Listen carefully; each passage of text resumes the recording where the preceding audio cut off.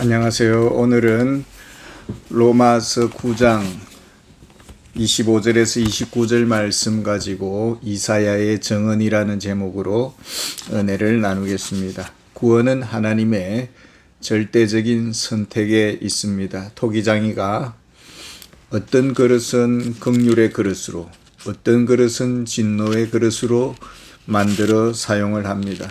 어떤 이는 구원하고 어떤 이는 심판을 합니다. 이것은 하나님의 주권적 자유에 속합니다. 왜냐하면 모두가 아담의 후손이요 타락의 피를 받았습니다. 그래서 하나님께서 모든 사람이 진노의 그릇임에도 불구하고 어떤 그릇은 긍휼을 베풀어 주셨습니다. 그들이 누구일까요? 24절에 보면은 이 그릇은 우리니 곧 유대인 중에서뿐 아니라 이방인 중에서도 부르신 자니라. 사도 바울 당시 기독교회 안에는 유대인이 얼마 있었고 또 이방인들이 많이 유입해 들어오는 그런 시점입니다. 근데 유대인들이 가만히 설교를 듣다 보니까 참 이게 너무나 마음에 들지 않고 모욕감을 많이 느꼈습니다. 왜냐하면은 이방인들을 동등한 하나님의 상속자로 그렇게 설교를 하고 있는 것입니다. 그래서 참 너무 유대인들은 모욕감을 느끼고 우리하고 생김새도 다르고 또 성장 배경도 다르고 거룩이라는 것이 별로 느껴지지도 않고 세상 냄새가 물씬 풍기는 그런 이교 출신들과 같이 동등한 하나님의 백성으로 취급받는다는 것에 대해서 불쾌감을 느끼고 있었습니다. 사도 바울은 여기에 대해서 해명을 해야 됐는데 어째서 이방인 중에서도 하나님께서 불러주셨는가? 도대체 그 근거가 무엇인가를 제시해야 했습니다. 그래서 사도 바울은 호세아의 예언을 통해서 이렇게 말을 합니다. 호세아의 글에도 이르기를 내가 내 백성이 아닌 자를 내 백성이라 사랑치 아니한 자를 사랑한 자라 부르리라. 호세아 선지자는 언제 활동을 했습니까? 이스라엘 백성들이 북이스라엘이 아수르로 끌려갔습니다. 1년 후에 그 이방인들 아수르인들에게 예언을 하는 것입니다. 북이스라엘도 이미 이교화되었습니다. 저들은 벌써부터 단과 베델에서 우상 숭배를 했고 하나님을 떠난 백성이었습니다. 그리고 아수르로 끌려갑니다. 호세아가 예언을 합니다. 내가 내 백성 아닌 자를 내 백성이라 사랑치 아니한 자를 사랑한 자라 부르리라. 누가 이방인을 가족처럼 이렇게 받아들였습니까? 그런 경험이 누가 있습니까? 호세아 자신입니다. 창녀 고멜과 하나님께서 결혼하라고 명령하십니다. 사랑할 수 없는 여자입니다. 그런데 하나님은 결혼하라고 하십니다. 호세아는 고멜과 결혼할 수 없을 정도로 그렇게 깨끗합니까? 본래 깨끗합니까? 시편 30편 3절에 보면은 다윗이 이렇게 고백을 합니다. 이렇게 말을 합니다. 여호와여 주께서 내 영혼을 스올에서 끌어내어 나를 살리사 무덤으로 내려가지 아니하게 하셨나이다. 하나님께서 다윗을 어디에서 끌어내었다고 합니까? 스올에서, 지옥에서. 에베소서 2장에 보면은 2장 3절에 보면은 우리도 다 본질상 진노의 자녀다. 이렇게 사도 바울이 고백을 합니다.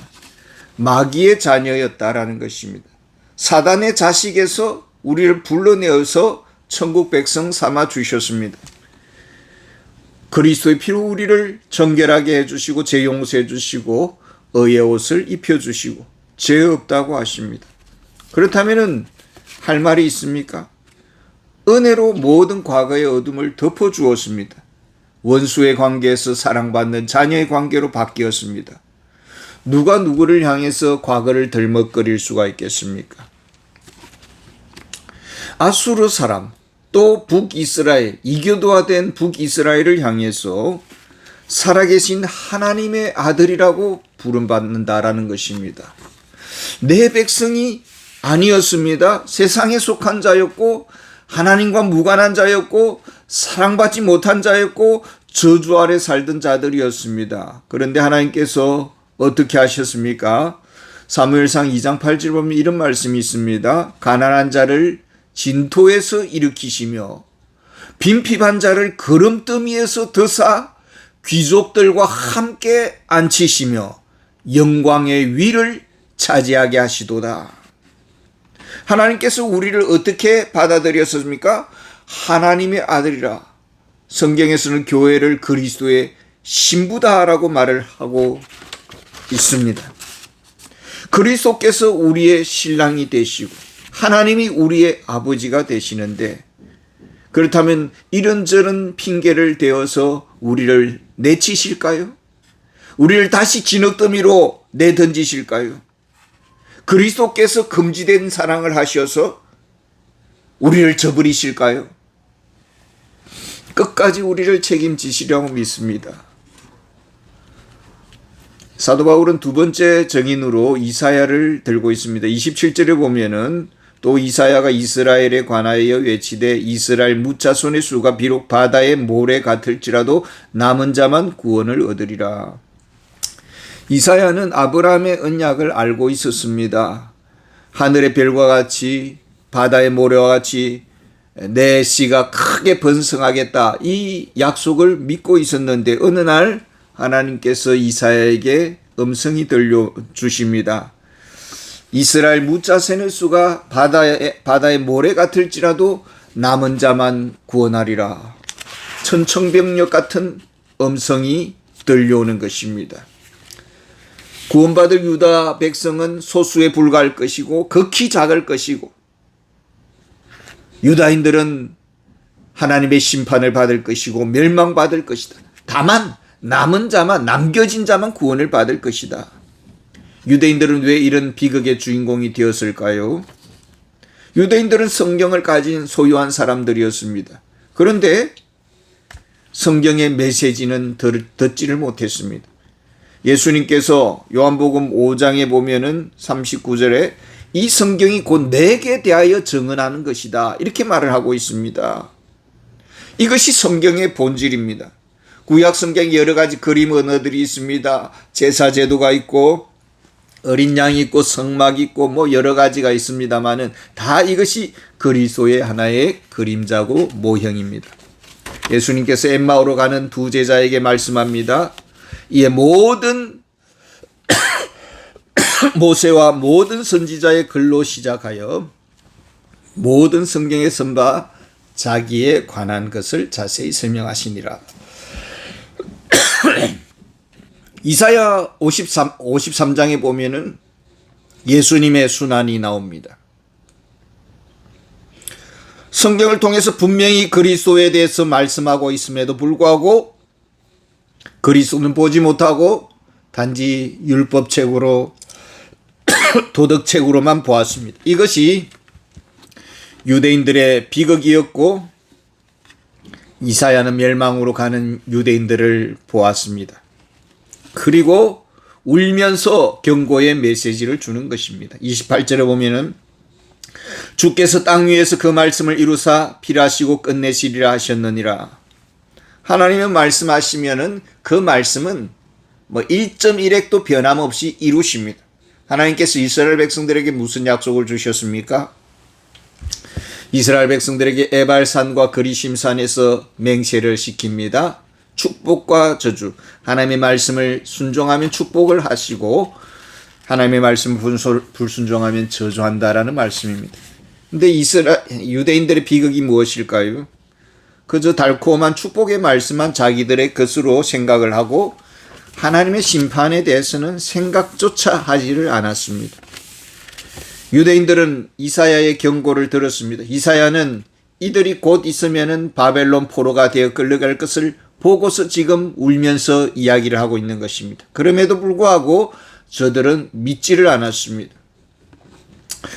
경고라는 것은 참 조심해야 되는 것인데 예수님도 이 바리새인들에게 처음부터 경고하는 것이 아니라 이렇게 마태복음 23장에 갔어야 바리새인들을 경고하고 있는 것을 보게 됩니다. 그러니까 우리가 사람을 읽지 않아야 되고 사람을 얻기 위해서 수고를 아끼지 말아야 되는 것입니다. 근데 경고가 주어졌습니다. 세월이 흘렸습니다. 별것 아니네. 망각했습니다.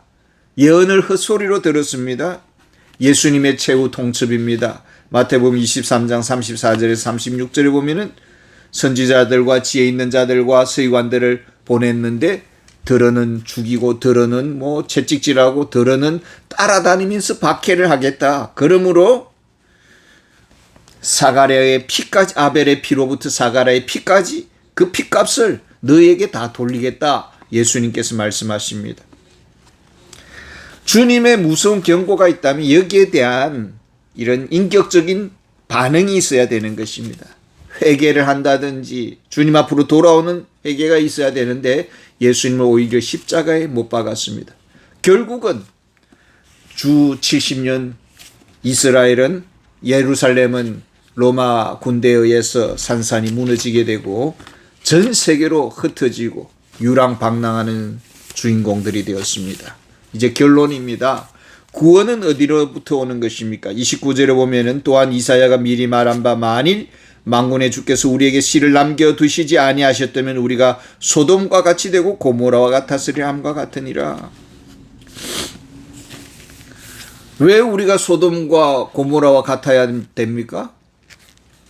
다 똑같은 죄인들이기 때문입니다. 할 말 없는 본질상 죄인들입니다. 근데 왜 하나님께서 씨를 남겨두셨습니까? 왜 어떤 사람은 구원해 주십니까? 구원의 근거가 무엇입니까? 어떤 사람은 특별히 잘나서입니까? 신앙의 가정에서 성장했기 때문입니까? 무엇입니까? 소돔과 고모라 백성과 별 다를 바 없는 인생들입니다. 그러나 하나님께서 주권적으로 선택하시고 오직 긍휼과 오직 은혜로 구원해 주셨습니다. 그렇다면 구원받은 우리는 왜 이 은혜를 자꾸 망각을 할까요? 왜 우리가 잘나서 지금까지 여기까지 온 것처럼 우리는 다 착각을 할까요? 근본적으로 우리는 지옥 백성에서 출발했다는 사실을 잊어버린 것입니다. 마귀의 자식으로 영원히 마귀와 춤을 추면서 지옥에서 살아야 될 운명이었습니다. 우리가 이것을 안다면은 십자가가 다시 보일 것입니다. 하나님의 영광스러운 자녀로 불러주신 이 복만 생각하면은 그저 감사할 뿐입니다. 그렇기 때문에 우리가 범사에 감사하는 습관, 이것을 길러야 되겠습니다. 그래서 헤르만 헤세의 글 속에 이런 글이 있습니다. 기쁨의 순간들을 모아 즐거운 기억의 금빛 그물망을 짜기. 우리가 범사에 감사함으로 아름다운 기억들로 행복한 관계의 그림을 짜는 그런 은혜가 있기를 바랍니다. 감사합니다.